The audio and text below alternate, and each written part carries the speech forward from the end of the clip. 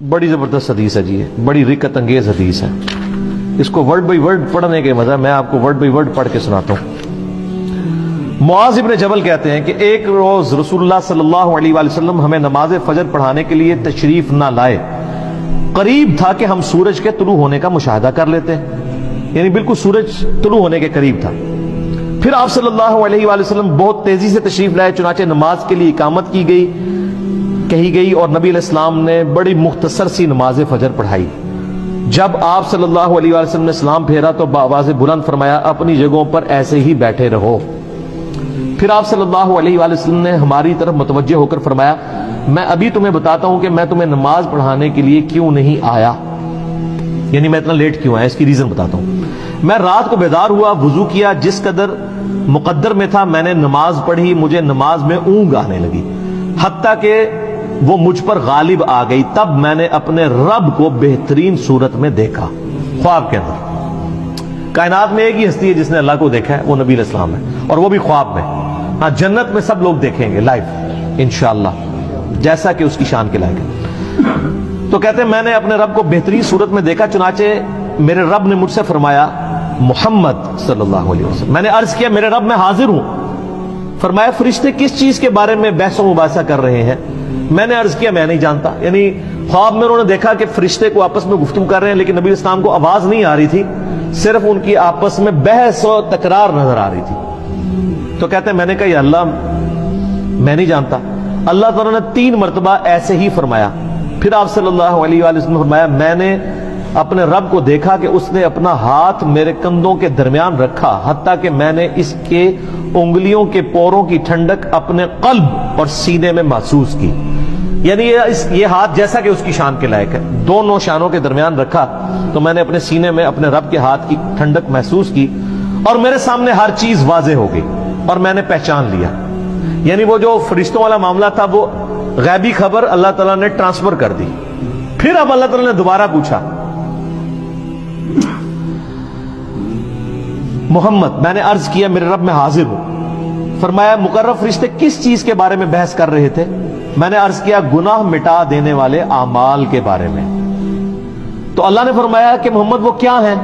میں نے عرض کیا جو کچھ اب فرشتوں والا علم حضور صلی اللہ علیہ وسلم کو بھی ٹرانسفر ہو گیا کہ باجماعت نماز پڑھنے کے لیے پیدل چل کر جانا، یہ گناہ مٹا دینے والے اعمال ہیں جو سورۃ الانعام میں سورہ طٰہٰ کے اندر آتا ہے نا کہ جو گناہ ہے وہ نیکیاں جو ہیں گناہوں کو مٹا دیتی ہیں. تو یہ سورہ ہود کے اندر نیکیاں گناہوں کو مٹا دیتی ہیں. تو وہ کون سی نیکیاں ہیں؟ پیدل نماز کے لیے چل کے جانا، نماز کے بعد مسجد میں ہی بیٹھے رہنا، یہ دوسری نیکی. ناگواری کے باوجود اچھی طرح مکمل وضو کرنا، یعنی سردیوں میں تکلیف اٹھانی پڑتی ہے، ظاہر ہے آپ اگر صحیح کامل وضو کرتے ہیں. فرمایا پھر وہ کس چیز کے بارے میں بحث کر رہے تھے؟ میں نے عرض کیا درجات کے بارے میں. تو اللہ نے فرمایا وہ کیا ہے؟ میں نے عرض کیا کھانا کھلانا، کسی غریب کو کھانا کھلانا، نرمی سے بات کرنا، یعنی اگر کسی کو آپ نے کچھ دینا نہیں ہے کم از کم اسے جھڑک تو نہ دے بلکہ نرمی سے بات کریں. اور جب لوگ سو رہے ہوں تو نماز پڑھنا، یعنی تہجد کے لیے اٹھنا. اور ایک تو ڈیٹم لیول ہے جو ہم پہ فرض ہے وہ فجر کی نماز ہے کہ آپ نے اٹھ کے نماز پڑھانی. تو پھر اللہ تعالیٰ نے فرمایا یہ سر وہ کلائمیکس ہے. اللہ تعالیٰ نے فرمایا اے محمد کچھ مانگنا ہے تو مانگ لو. اب نبی علیہ السلام نے جو اپنے رب سے مانگا ہے وہ ہے اصل میں دعا. اور اسی دعا کی وجہ سے اسی حدیث میں آتا ہے کہ نبی علیہ السلام نے فرمایا کہ تمہارے نبی کا یہ خواب سچ ہے، اس کو یاد کر لو اور لوگوں تک پہنچاؤ. کس لیے؟ کہ سبحان اللہ کہیں، اس لیے کہ جو میں نے مانگا نا وہ بھی اپنے رب سے مانگے. اور یہ دعا الحمدللہ میں نے 1994 میں یاد کر لی تھی جب میں ایف ایس سی میں تھا، 8 سے 25 سال پہلے جب مجھے پہلی دفعہ یہ دعا پتہ چلی تھی. اللہم انی اسألک فعل الخیرات وترک المنکرات وحب المساکین وان تغفر لی وترحمنی واذا اردت فتنة فی قوم فتوفنی غیر مفتون واسألک حبک وحب من یحبک وحب عمل یقربنی الی حبک. اللہم انی اسألک فعل الخیرات، اے اللہ میں تجھ سے نیک اعمال کا سوال کرتا ہوں کہ میں نیک عمال کروں، وترک المنکرات، اور تمام گناہوں کو چھوڑ دینے کا سوال کرتا ہوں، وحب المساکین، اور مسکینوں کی محبت۔ یعنی جو کچھ فرشتوں کی بحث تھی اور حضور علیہ السلام نے جواب دیا، اسی وقت آپ نے اس کو دعا بنا لیا۔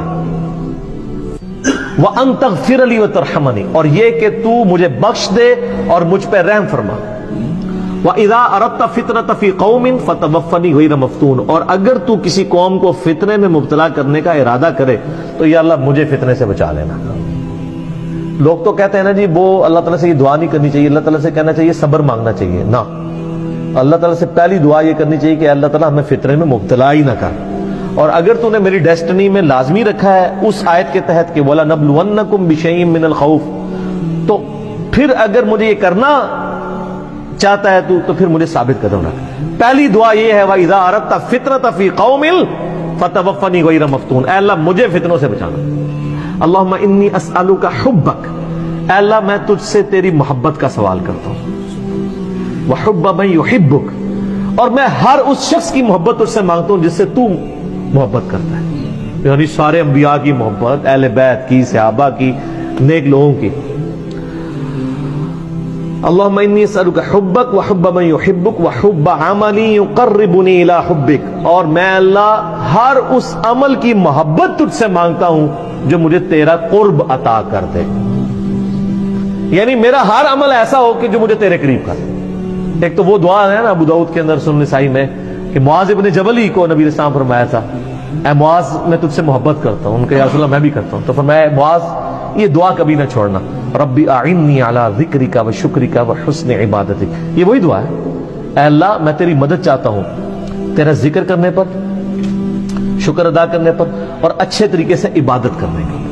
اور نسائی میں الفاظ ہیں اللہم کے ساتھ، یہ دونوں الفاظ ٹھیک ہے،